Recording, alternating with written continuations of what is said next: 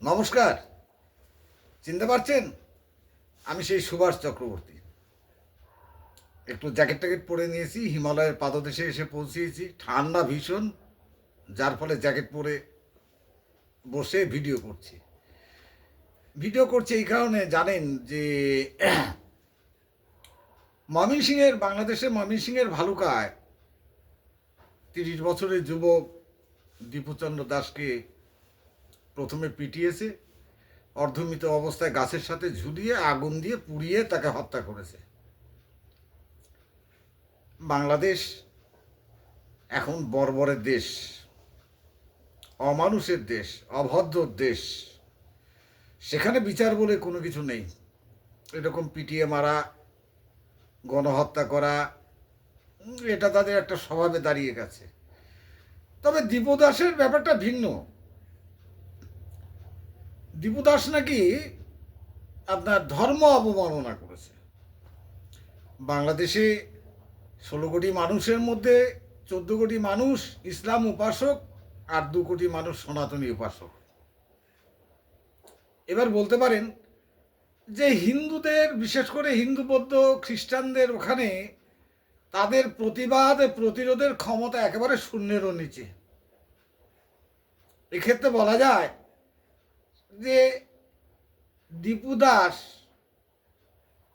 ধর্ম অবমাননা করেছে, এ কথা শুনলে মরা ঘোড়া দাঁত বের করে হাসবে, ভূত পেতেও হাসবে। ব্যাপারটাই, কিন্তু আসল ব্যাপার হলো দীপু দাসের ব্যাপারটা শুধু সহজ বা নিন্দার যোগ্য নয়, এর পিছনে লুকিয়ে আছে বড় ধরনের ষড়যন্ত্র, এবং সেটা হচ্ছে ভারত বিরোধী ষড়যন্ত্র।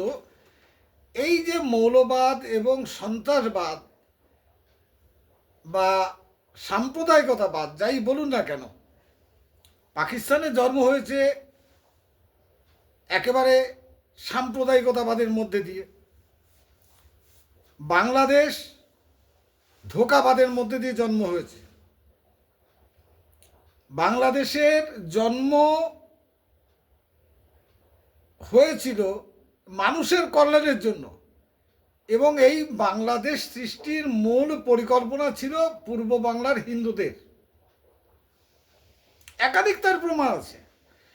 এবং বাংলাদেশের স্বাধীনতা যুদ্ধে সবচেয়ে বেশি ক্ষতিগ্রস্ত হয়েছে পূর্ব বাংলার হিন্দুরা। যেমন ধরুন, 1 কোটি রিফিউজি যারা ভারতে আসছিল, তাদের মধ্যে 95 লক্ষ ছিল হিন্দু, 5 লক্ষ ছিল মাত্র মুসলমান।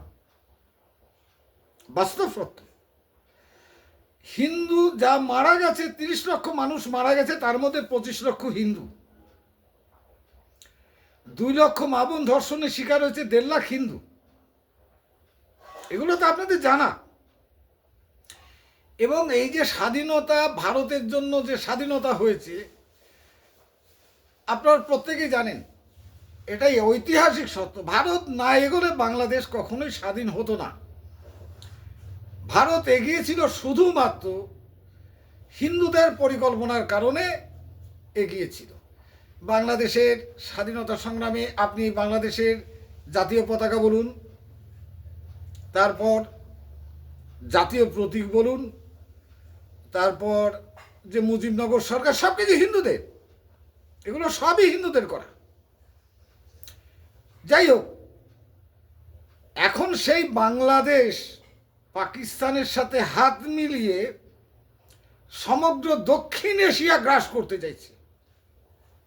বার্মায় আজকে যে গোলমাল চলছে, বার্মার গোলমালের তৈরির মূল কারণ হচ্ছে বাংলাদেশ।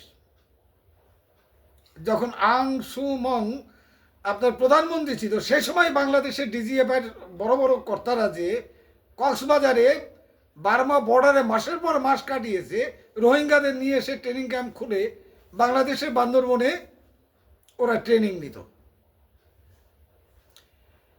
এখন বাধার সৃষ্টি হচ্ছে ভারত। ভারত একটা বৃহৎ দেশ, 140 কোটি জনসংখ্যা, বিরাটের এলাকা। ভারতকে যদি পরাস্ত না করা যায়, তাহলে কিন্তু বাংলাদেশ বা পাকিস্তানের যে পরিকল্পনাগুলো রয়েছে সমগ্র দক্ষিণ এশিয়া গোলমাল করে সেখানে ইসলামীকরণ করা এবং দখল করা, ইসলামের পতাকা তুলে নিয়ে আসা, এটা কিন্তু ভারতকে বিধ্বস্ত না করতে পারলে সেটা তাদের পক্ষে করা সম্ভব নয়। তাই এরা একেবারে উঠে পড়ে লেগেছে, ভারতকে আগে টার্গেট করেছে। পাকিস্তান ওখান থেকে সন্ত্রাসবাদ রপ্তানি করছে, ওখানে হিন্দুদের উপর অত্যাচার হচ্ছে।